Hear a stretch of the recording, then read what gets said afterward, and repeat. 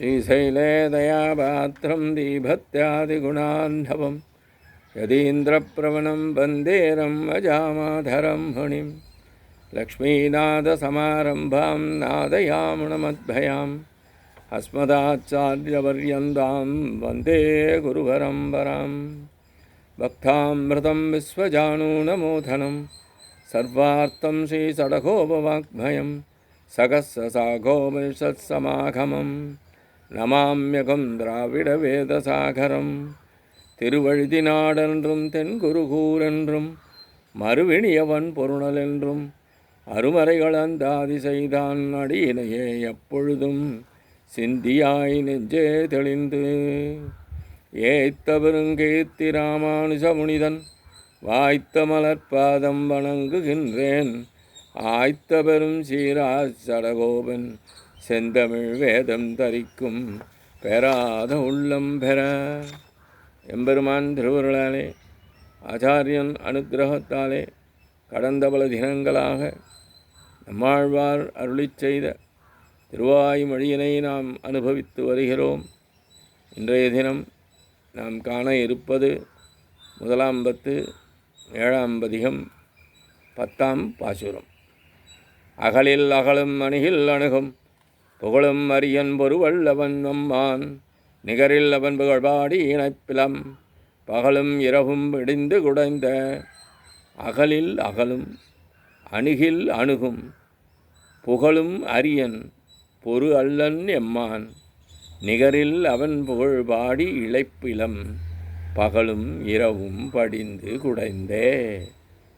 அகலில் அகலும் தன்னிடத்தே அற்பப்பலன்களை பெற்றுக்கொண்டு சிலர் பிரிந்து போனால் அவர்கள் விஷயத்தில் வருத்தத்தோடு பிரிந்திருப்பவனும், அணுகில் அணுகும் சிலர் விடமாட்டே இருந்தால் அவர்களோடு ஒரு நீராக கலக்குபவனும், புகழும் அரியன் பிரதிகூலர்க்கு அணுக உண்ணாதவனும், பொருவு அல்லன் அணுகூலர்க்கு தடையற்றவனும், எம்மான் எனக்கு தலைவனும், நிகரில் அவன் புகழ் ஒப்பில்லாதவனான சர்வேஸ்வரனுடைய திருப்புகழினை பகலும் இரவும் படிந்து எப்பொழுதும் உட்புகுந்து குடைந்து பாடி எங்கும் கலந்து பாடி இழைப்பிலம் பிரிவின்றி இருப்போம் என்று எம்பெருமான் குறித்த பாடல்களை பாடி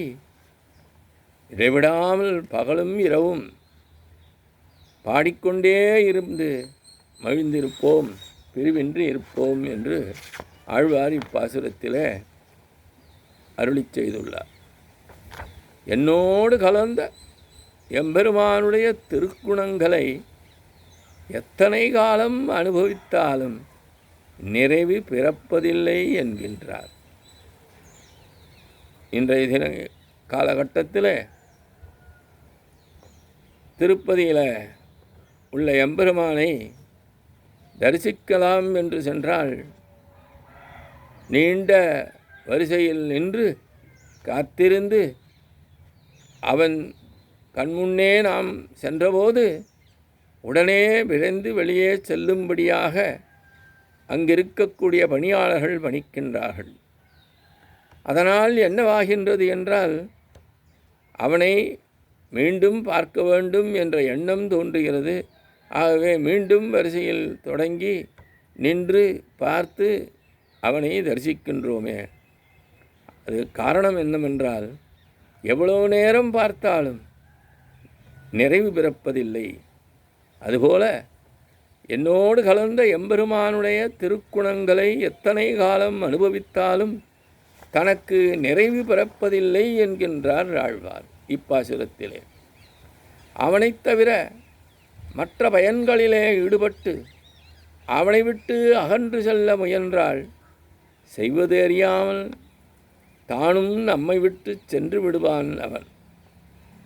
எம்பெருமான் எவ்விதத்திலாவது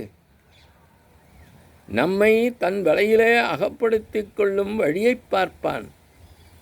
அவனுடைய உபாயங்களையெல்லாம் பழுதாக்கி நாம் அவன் வலைக்கு அகப்படாமல் அகன்று போவதையே விரதமாகக் கொண்டிருப்போமாகில் கண்ணீர் விட்டு கொண்டே கைவாங்கி நிற்பான் அவன். அதாவது அவன் உதவியோ பரிவோ தேவையில்லை என்று அகன்று நின்றால் அவனும் நம்மை ஒரு பொருட்டாக கருதாமல் சற்று விலகியே நின்று வேடிக்கை பார்ப்பான். இதைத்தான் அகலில் அகலும் என்கின்றார் ஆழ்வார். அவனை அடைய முயற்சி செய்பவர்களுக்கு எந்த விதத்திலும் தடையாக இருக்க மாட்டான். நாம் நாலடி கிட்டச் சென்றால் அவன் வெகு விரைவாக நம்மை சூழ்ந்து கொள்ளுவான் என்பதைத்தான் அணுகில் அணுகும் என்கின்றார் ஆழ்வார். இப்படிப்பட்ட பெருங்குணங்கொண்ட என் தலைவனான எம்பெருமானின் திருப்புகழினை எப்பொழுதும் உட்புகுந்து எங்கும் கலந்து பாடி ஒழிதலின்றி இருப்போம் என்கின்றார் ஆழ்வார். அணுகில் அணுகும் என்பதற்கு விபீஷண சரணாகதி ஓர் எடுத்துக்காட்டு. எம்பெருமானை எப்படி ஆராதிக்க வேண்டும் என்பதை குறித்தே பகலும் இரவும் படிந்து குடைந்தே என்கின்றார். பகலும் இரவும் படிந்து குடைந்தே என்கின்றார். அது ஓர் ஆழமாய் அகன்ற கடல். எனவே படிய வேண்டும், குடைந்து பார்க்க வேண்டும் என்கின்றார். என்னுடன் கலந்து நிற்கின்ற சர்வேஸ்வரனின் திருக்கல்யாண குணங்களை காலம் என்னும் தத்துவம் உள்ளவரை நான் அனுபவித்தபடி இருப்பேன் என்கின்றார். அப்படி அனுபவித்தபடி இருந்தாலும் மனநிறைவு கொள்ளாதவனாக இருப்பேன் என்கிறார். தன்னை ஒருவன் அண்டி நின்ற பிறகும் மற்ற பலன்களை எதிர்பார்த்தான் என்றால் அந்த பலன்களை அவனுக்கு அளித்துவிட்டு மற்ற பலன்களை எதிர்பாராமல் நம்மிடம் வரும் வேறு ஒருவனை நாம் பெறவில்லையே என்ற வருத்தம் மேலோங்கிட பின்வாங்குவான் என்கிறார். தன்னிடம் பிரியமானவர்களிடம் தானும் பிரியமாக உள்ளதும் பிரியம் அற்றவர்களுக்கு அரியவனாக உள்ளதுமாகிய குணத்தைத்தான் புகழும் அரியன் என்கின்றார். உதாரணமாக சூரியனும் பார்த்தனும் போர்க்காலத்திலே பெற்ற உதவி குறித்து கண்ணனை நோக்கி துரியோதனன் வந்தான், அர்ஜுனனும் வந்தான். வந்த துரியோதனன் மிகுந்த செருக்கோடு கால்மாட்டில் அமராமல் தலைமாட்டில் சென்றமர்ந்தான். அர்ஜுனனோ கால்மாட்டில் வந்தமர்ந்தான். கண்ணன் கண் விழித்ததும் முதலில் கண்டது துரியோதனனை. உடனே துரியோதனிடம் கேட்டான், உனக்கு என்ன வேண்டும் என்று. உன் படைகளை எனக்கு அளிக்க வேண்டும் என்றான் பொருள் புரிவதற்கு. ஆனால் பார்த்தனோ உனக்கு என்ன வேண்டும் என்று கேட்டபோது கண்ணனாகிய நீயே என்னோடு இருத்தல் வேண்டும் என்று வேண்டினான். இதைத்தான் நாம் புகழும் அரியன் என்பதற்கான ஓர் எடுத்துக்காட்டு என்பதாக புரிந்து கொள்கின்றோம். இத்தோடு இன்றைய காலை நிறைவு செய்கின்றோம். எம்பெருமான் திருவடிகளே சரணம். நம்மாழ்வார் திருவடிகளே சரணம். எம்பார் திருவடிகளே சரணம்.